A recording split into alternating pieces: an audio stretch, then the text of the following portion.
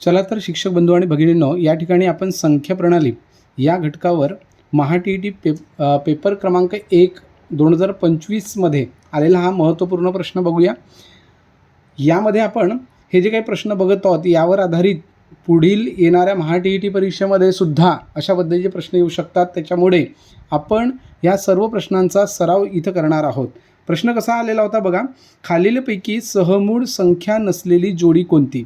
आता बघा, सहमूळ संख्या म्हणजे काय हे आपल्याला सर्वप्रथम माहीत असणं गरजेचं आहे. तर सहमूळ संख्या म्हणजे ज्या दोन संख्यांचा सामायिक अवयव फक्त आणि फक्त एक असतो.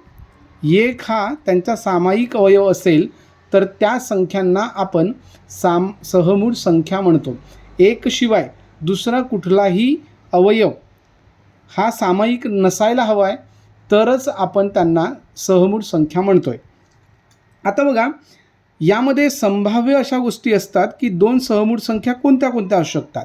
तर पहिली संभाव्य जोडी असते ती म्हणजेच लगतच्या दोन संख्या जर असतील तर त्या एकमेकांच्या सहमूळ संख्या असू शकतात. दोन्ही मूळ संख्यासुद्धा असू शकतात. म्हणजे दोन्ही मूळ संख्या असतील तर त्या संख्यांनासुद्धा सहमूळ संख्या म्हणता येतं. तिसरं म्हणजेच एक संख्या मूळ असेल आणि दुसरी संख्या संयुक्त असेल, म्हणजे संयुक्त संख्या असेल तर सुद्धा आपण त्या जोडीला सहमूळ संख्यांची जोडी म्हणू शकतो. या पद्धतीने आपण कोणत्याही दोन संख्या घ्यायच्या ज्यांचा फक्त सामायिक अवयव एक असायला पाहिजे, म्हणजे एक शिवाय दुसऱ्या कुठल्याही संख्येने त्या संख्येला भाग जायला नको पाहिजे. या व्यतिरिक्त अजून चौथा प्रकार असा असू शकतो की दोन्ही संयुक्त संख्यासुद्धा असू शकतात. बघा, दोन्ही संयुक्त संख्यासुद्धा असू शकतील आहे. मग दोन्ही संयुक्त संख्या, जसं उदाहरणार्थ मी म्हटलं की एक 4 आहे, 4 आणि दुसरं 15 आहे. बघा, हे दोन्ही संयुक्त संख्या आहेत. तर या सुद्धा संख्यांचा सामायिक अवयव जो आहे तो सामायिक अवयव हा एक आहे आणि म्हणून या संख्यांना आपण सहमूळ संख्यांची जोडी म्हणू शकतो. पण आपल्याला इथं प्रश्न विचारलेला आहे, नसलेली जोडी कोणती? नसलेली जोडी म्हणजे ज्यांचा सामायिक अवयव एक व्यतिरिक्त असला पाहिजे. म्हणजेच आपल्याला जोडी अशी शोधायची आहे की जी सहमूळ संख्यांची जोडी नसली पाहिजे. पहिला पर्याय बघा, 165 आणि 92. यामध्ये आपण कुठल्याच संख्येने भाग जाताना लक्षात येत नाही, म्हणजे याचा सामायिक अवयव एक आहे. दुसऱ्या जोडीमध्ये 140 आणि 177. इथे सुद्धा सामायिक अवयव एकच आहे, म्हणजे ही सुद्धा सहमूळ संख्यांची जोडी आहे. त्यानंतर 308 आणि 295 ही सुद्धा सहमूळ संख्यांची जोडी आहे. परंतु इथे पर्याय क्रमांक चौथा जर आपण बघितला, 207 आणि 195, तर या दोन्ही संख्येला 1ने भाग जातो. सोबतच या दोन्ही संख्येंना 3ने सुद्धा भाग जातो, म्हणजे एक व्यतिरिक्त आपल्याला दुसरा अवयव मिळतो. म्हणून आपल्याला या संख्येला सहमूळ संख्यांची जोडी म्हणता येणार नाही. आपण जर लक्षात घेतलं 3ने कसं भाग जातो बघा, अंकांची बेरीज केली तर 9 येते आणि इथे पण अंकांची बेरीज केली तर आपल्याला मिळते किती, 15. आणि 15 आणि 9ला सुद्धा 3ने भाग जाते, म्हणजे दोन्ही संख्यांना 3ने भाग जाते. म्हणून पर्याय क्रमांक 4 हे त्याचं योग्य उत्तर असेल. आपण प्रत्येक प्रश्नाचं उत्तर सविस्तर बघत आहोत जेणेकरून आपल्याला यावर आधारित आलेले प्रश्न जर पुढील परीक्षेमध्ये आले तर ते सोडवायला सोपं होतील आहे. पुढे बघूया प्रश्न क्रमांक नंतरचा, जो पेपर क्रमांक 2 मध्ये आलेला होता तो 2025मध्ये. प्रश्न बघा काय आहे, तर 11/3, 3/5, 7/9, 5/7 आणि 9/11 यांना चढत्या क्रमाने लिहिल्यास मधली संख्या कोणती येते? तर मधली संख्या आपल्याला इथे विचारलेली आहे. अपूर्णांकाची तुलना करून चढता उतरता क्रम सर्वप्रथम लावायचा आहे आणि त्यानंतर मधली संख्या आपल्याला इथे शोधायची आहे. सर्वप्रथम आपण काय करूया, कोणता अपूर्णांक लहान आणि कोणता अपूर्णांक मोठा आहे हे शोधून घेऊया. त्यासाठी सर्वप्रथम आपण या सर्व संख्यांचे दशांश रूप काढून घेऊया. दशांश रूप काढले तर पहिला अपूर्णांक बघा 11/3. या अपूर्णांकाचं दशांश रूप जे आहे ते मिळते आपल्याला 3.66. दुसरा अपूर्णांक आहे 3/5. या अपूर्णांकाचं दशांश रूप आपल्याला मिळतं 0.06. 2 अंकापर्यंत आपण याला करून घेऊया म्हणजे आपल्याला तुलना करायला सोपं होईल. त्यानंतर 7/9 या अपूर्णांकाचा दशांश रूप मिळतं आहे 0.077. चौथा अपूर्णांक आहे 5/7 याचा पण दशांश रूप काढलं तर आपल्याला मिळतं आहे 0.071. आणि शेवटचा जो आहे तो म्हणजेच 9/11 या पूर्णांकाचं दशांश रूप आपल्याला मिळेल 0.081. या पद्धतीने आपण अपूर्णांक काढून घेतलेले आहेत आणि त्याचे दशांश रूप काढलेले आहेत. आता बघा यांना आपण क्रम देऊन घेऊया. क्रम दिला तर काय मिळते बघा. पहिल्यांदा आपण चढता क्रम आपण देऊन घेऊया. चढता क्रम लावताना लहान संख्या सर्वप्रथम आपल्याला बघायची आहे. लहान अपूर्णांक पहिल्यांदा बघायचा आहे. लहान अपूर्णांक जर बघितलं तर 3 पूर्णांक इथे आहे 0.0.0.0. इथे 0 पूर्णांकवाल्या संख्या ह्या लहान असतील आहे. इथे आपण मग दशांश स्थानचा अंक बघायचा आहे.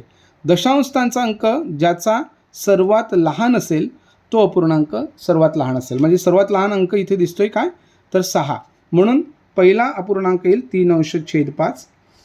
त्यानंतर दुसरा अपूर्णांक आपल्याला शोधायचा आहे.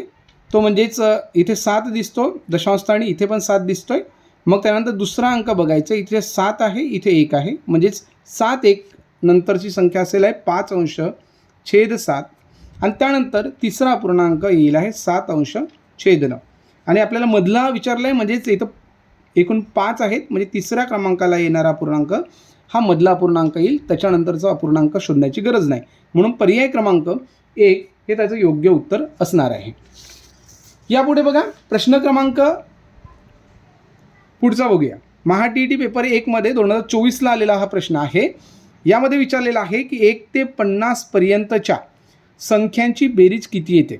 बघा 1 ते 50 पर्यंतच्या संख्यांची बेरीज किती येते. पूर्ण नैसर्गिक संख्यांची बेरीज विचारलेली आहे. आणि आपण या ठिकाणी लक्षात घेतलं तर बघा आपल्याला काय करायचे. जेव्हा नैसर्गिक संख्यांची बेरीज काढायची असते तेव्हा आपल्याला 1 पासून तर n पर्यंतच्या कुठल्याही कितीही संख्यांपर्यंत जर बेरीज करायची असेल तर n × n+1 /2 म्हणजेच n गुणिले n कंसामध्ये +1 करायचा आणि त्याला छेदात 2 ने भागाकार करायचा. n म्हणजे काय तर एकूण संख्या. तर एकूण संख्या 50 आहेत म्हणून 50 गुणिले 50 + 1 म्हणजे 51 आणि भागिले 2 केले तर आपल्याला मिळतील 2 के 2 आणि 25 × 2 = 50. आणि याने भागाकार आपण 25 गुणिले 51 केले तर 25 × 1 = 25 5 हातचे 2 25 5 = 125 आणि 2 = 127. म्हणजेच आपल्याला 1 ते 50 पर्यंतच्या सर्व संख्यांची बेरीज मिळते 1275. म्हणून पर्याय क्रमांक 1. बघा 1 पासून 50 पर्यंत विचारलं आहे म्हणून आपण n ची किंमत 50 घेतली. आपल्याला जर 1 पासून 100 पर्यंत विचारलं असतं तर आपण 100 घेतलं असतं. या पद्धतीने यावर आधारित अजून पुन्हा काही प्रश्न येतात ते पण आपण समजून घेऊया. इथे बघा सर्व संख्यांची बेरीज विचारलेली होती. याचऐवजी जर असं विचारलेलं असतं की सर्व समसंख्यांची बेरीज विचारली असती. सर्व समसंख्यांची म्हणजे 1 पासून 50 पर्यंतच्या सर्व समसंख्यांची बेरीज विचारली असती तर आपलं सूत्र वापरायचं आहे n × n+1. फक्त एवढा सूत्र वापरायचं आहे. आणि n म्हणजे एकूण समसंख्या आणि एकूण समसंख्या 1 ते 50 पर्यंत 25 येतात. या पद्धतीने आपण समसंख्याची बेरीज काढू शकतो. आणि विषम संख्येच्या बाबतीत जर विचारलं असतं तर आपल्याला हा सूत्र वापरायचा आहे. विषम संख्येसाठी n × n म्हणजे n गुणिले n आणि या ठिकाणी सुद्धा विषम संख्या 25 होतील. म्हणजेच या पद्धतीने आपण समसंख्या, विषम संख्या किंवा कोणत्याही 1 पासून सुरू होणाऱ्या नैसर्गिक संख्यांची बेरीज काढू शकतोय. पुढे बघा पुढचा प्रश्न बघूया. पुढचा प्रश्न आहे महा TET पेपर 2 मध्ये आलेला प्रश्न आहे 2024 मध्ये. इथे बघा प्रश्न काय आहे. प्रांजलीने तिचा फ्लॅट दलालामार्फत विकला. दलालामार्फत विकला म्हणजे एजंट मार्फत विकला. फ्लॅटची विक्री किंमत 25 लाख रुपये ठरली. किती रुपये ठरली. 25 लाख रुपये ठरली. या व्यवहारात तिला 2% दलाली द्यावी लागली. म्हणजे 2% दलाली द्यावी लागणार आहे दलाला. तर तिला फ्लॅट विकून किती किंमत किंवा रक्कम मिळाली. आता या ठिकाणी आपण काय करूया. एकूण जी रक्कम आहे विक्री किंमत त्या विक्री किंमतीचे 2% आपल्याला त्या दलाला द्यावे लागणार आहेत. त्याचा विचार करून आपण या ठिकाणी 2% काढून घेऊया. तर एकूण विक्री किंमत किती आहे 25 लक्ष. म्हणून 25 लक्षचे आपण 2% काढून घ्यायचे आहेत. बघा 25 लक्ष छे 2% म्हणजे 2 अंश छेद 100 टक्के काढताना या पद्धतीने आपण लिहितो 2% काढताना. आणि याला आपण 2 शून्य कट केले. 25 गुणिले 2 केले तर 50 होतात. आणि 50वर हे 3 शून्य लिहून घ्यायचे 1 2 3 म्हणजे 50,000 रुपये हे दलालाला द्यावे लागणार आहेत. एकूण विक्री किंमत आहे 25 लाख आणि म्हणून 25 लाखामधून आपल्याला 50,000 कमी करायचे आहेत. तेव्हा प्रांजलीला एकूण 24,50,000 रुपये मिळतील आहे. म्हणजे पर्याय क्रमांक 3 हे त्याचं योग्य उत्तर असेल आहे. अशा पद्धतीने आपण हा प्रश्न बघितला. संख्याज्ञान आणि संख्या प्रणालीवर हा नंतरचा प्रश्न बघा 2021च्या महा TT पेपर 1मध्ये आलेला आहे. बघा आपण हे प्रश्न यासाठी बघतो आहोत की यानंतरच्या येणाऱ्या पेपरमध्ये आपल्याला असे सोप्या प्रश्न अगदी लवकरात लवकर कसं सोडवता येईल यासाठी सखोल माहिती आपण बघत आहोत. इथे बघा प्रश्न काय विचारण्यात आलेला होता 2021मध्ये. 10 या त्रिकोणी संख्येनंतर क्रमाने येणाऱ्या 8व्या त्रिकोणी संख्येचा पाया किती आहे. बघा त्रिकोणी संख्या हे आपल्याला सर्वांना माहीत असणं गरजेचं आहे जर आपण TET पेपर सोडवत आहोत. जर आपल्याला त्रिकोणी संख्येचा संपूर्ण अभ्यास करायचा असेल तर या व्हिडिओच्या डिस्क्रिप्शनमध्ये मी त्रिकोणी संख्येचा स्वतंत्र व्हिडिओ तयार केलेला आहे. तिथून आपण तो त्रिकोणी संख्येचा व्हिडिओ बघून घ्यावा, तो लेक्चर बघून घ्यावा. हा प्रश्न बघा काय म्हटलेला आहे. इथे आपल्याला पाया शोधायचा आहे 10व्या त्रिकोणी संख्येनंतर येणाऱ्या 8व्या त्रिकोणी संख्येचा. या ठिकाणी 2 पद्धती असतील. पहिल्या पद्धतीमध्ये बघा आपण काय करूया, सोपी पद्धत जी आहे की त्रिकोणी संख्या म्हणजे काय, तर त्रिकोणी संख्या म्हणजे जी त्रिकोणाच्या ठिपक्या रूपात मांडता येईल. त्यामध्ये पहिली संख्या येते 1, त्यानंतर 2 मिळवले तर 3, 3 मिळवले तर 6, 4 मिळवले तर 10, 5 मिळवले तर 15, 6 मिळवले 21, 7 मिळवले 28, 8 मिळवले 36, 9 मिळवले तर 45, 10 मिळवले तर 55, 11 मिळवले तर 66. या पद्धतीने येणाऱ्या ह्या त्रिकोणी संख्या पुढे पुढे वाढत जातात. पहिली त्रिकोणी संख्या 1 आहे, त्यानंतर 10वी त्रिकोणी संख्या 55 आहे, 11वी त्रिकोणी संख्या 66 आहे. आपल्याला विचारलेलं आहे 10 या त्रिकोणी संख्येनंतर, 10 ही त्रिकोणी संख्या आहे, क्रमाने येणाऱ्या 8व्या म्हणजे याच्यानंतर 8वी त्रिकोणी संख्या शोधली तर 1 2 3 4 5 6 7, त्यानंतर 12 आपण मिळवून घेऊया. 12 मिळवले तर आपल्याला मिळतील 8 म्हणजे 78. त्यानंतर बघा 8वी त्रिकोणी संख्या आपल्याला मिळते 1 2 3 4 5 6 7 8, 8वी त्रिकोणी संख्या मिळते 78.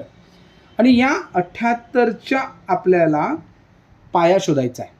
आणि म्हणून कोणत्याही त्रिकोणी संख्येचा जर पाया शोधायचा असेल तर त्याची सर्वथा आपण करायची दुप्पट, म्हणजेच 78 गुणिले 2 करायचे. 78 गुणिले 2 केले तर आपल्याला मिळतात 156. या 156ला आपण कोणत्या संख्येच्या वर्गाजवळ आहे ते बघायचं आहे. म्हणजे जर आपण वर्ग जर विचारात घेतलं तर 12चा वर्ग 144 आहे आणि 13चा वर्ग 169 आहे. तर यामध्ये या 2 वर्गांच्या मधात 12च्या आणि 13च्या वर्गांच्या मधामध्ये ही संख्या येते आणि म्हणून आधी जी संख्या ही त्या संख्येचा पाया असतो. म्हणजे 12 हा त्या संख्येचा पाया असेल, म्हणजे पर्याय क्रमांक 3. दुसरी पद्धत बघा काय करायची आहे. दुसरी पद्धत एकदम सोपी आहे. आपल्याला इथे पाया विचारलेला आहे, त्रिकोणी संख्या नाही.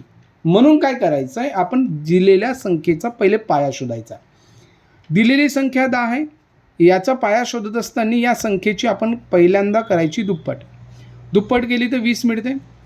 20 ही कोणत्या वर्ग संख्येच्या मधात येते हे शोधायचं आहे.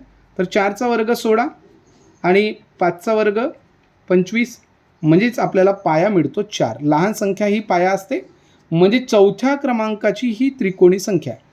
बरोबर आहे. 4 हा पाया आहे, म्हणजे 4थ्या क्रमांकाची त्रिकोणी संख्या असल्यामुळे यानंतरची 8वी त्रिकोणी संख्या शोधायची आहे. म्हणून 4 मध्ये या पायामध्येच 8 मिळवायचे तर आपल्याला मिळते 12, म्हणजे 12 हा त्याचा पाया असेल. म्हणून पर्याय क्रमांक 2. जेव्हा आपल्याला पाया शोधायचा असेल तर ही शॉर्ट ट्रिक आपण या ठिकाणी वापरू शकतोय. पुढचा प्रश्न बघूया. पुढचा प्रश्न बघा विद्यार्थी मित्रांनो, महाटीईटी पेपर 2 मध्ये 2021 मध्ये आलेला हा प्रश्न आहे. खालीलपैकी कोणती संख्या मूळ संख्या नाही? बघा, मूळ संख्या, संयुक्त संख्येसोबत सहमूळ संख्या या संख्यांवर प्रत्येक टीईटी पेपरमध्ये प्रश्न आलेला आहे. म्हणून मूळ संख्येसाठी आपण जास्तीत जास्त सराव करून घ्यावा. आणि सराव करत असताना प्रामुख्याने एक गोष्ट लक्षात घ्यावी की विशेष करून आपण 7चा सोबत 13चा सोबत 19चा 17चा असे हे पाढे पाठांतर करून घ्यायचे. कारण मूळ संख्यांमध्ये साधे 1 ते 100 पर्यंतच्या मूळ संख्या आपल्याला विचारले गेलेले नाही आहेत आतापर्यंत. आणि त्याच्यामुळे आपल्याला मोठ्या संख्या शोधत असताना, मूळ संख्या शोधत असताना हे पाढे माहीत असणं गरजेचं आहे. बघूया, इथे आपल्याला मूळ संख्या नाही म्हणत आहे, म्हणून आपण नाहीचा विचार करूया. आणि नाहीचा विचार केला म्हणजे संयुक्त संख्या शोधायची आहे. बाकीच्या मूळ संख्या पण आहेत, 3 मूळ संख्या असतील आहे, एक मूळ संख्या नाही आहे. आणि या ठिकाणी आपण जर लक्षात घेतलं तर 431चा विचार करूया. पहिल्यांदा 431चा विचार केला तर या ठिकाणी 7 आणि 1 8 इथे आपण जर विचार केला तर बघा, या संख्येला कोणत्याच संख्येने भाग जाणार नाही, कारण ही समसंख्या नाही. त्याच्यानंतर यांची बेरीज केली तर बेरीज 8 येते, 8ला 3ने भाग जात नाही, म्हणून ही मूळ संख्या असणार आहे. त्यानंतर दुसरी संख्या बघा, 437चा विचार केला तर 7ने भाग जाणार नाही. त्याच्यानंतर 13ने सुद्धा भाग जाणार नाही. 19चा विचार केला तर 19ने या संख्येला भाग जाते. बघा, 437ला जर 19ने भाग दिला आपण तर 19 दुने 38 होतील आहे. 38 गेल्यानंतर 5 उरतील, 5वर हे आपण 7 आणले 57 होतील. आणि 19 त्रिके 57 म्हणजेच आपल्याला इथे पूर्ण भाग जाताना लक्षात येईल. म्हणजेच ही संयुक्त संख्या आहे, म्हणून आपल्याला ही मूळ संख्या नाही असा पर्याय शोधता येईल. बरेच वेळा विद्यार्थी किंवा परीक्षा सोडत असताना कन्फ्युजन होतं की मूळ संख्या वाचल्यानंतर आपण डायरेक्ट मूळ संख्या शोधतो. नाही ह्या शब्दाकडे सुद्धा आपल्याला लक्ष द्यायचं आहे प्रामुख्याने. तर आशा करतो की या व्हिडिओमध्ये घेतलेले हे प्रश्न आपल्याला समजले असतील. याच घटकावरील पुढील प्रश्नसुद्धा भाग क्रमांक 2 मध्ये आपण घेऊन येणार आहोत. आणि यानंतरच्या पेपरमध्ये सुद्धा कसे प्रश्न येतील आहे हे सुद्धा आपण सांगणार आहोत. तर यासाठी आपण चॅनल सबस्क्राईब करून घ्यावा आणि हा व्हिडिओ आवडला असेल तर लाईक नक्की करावा.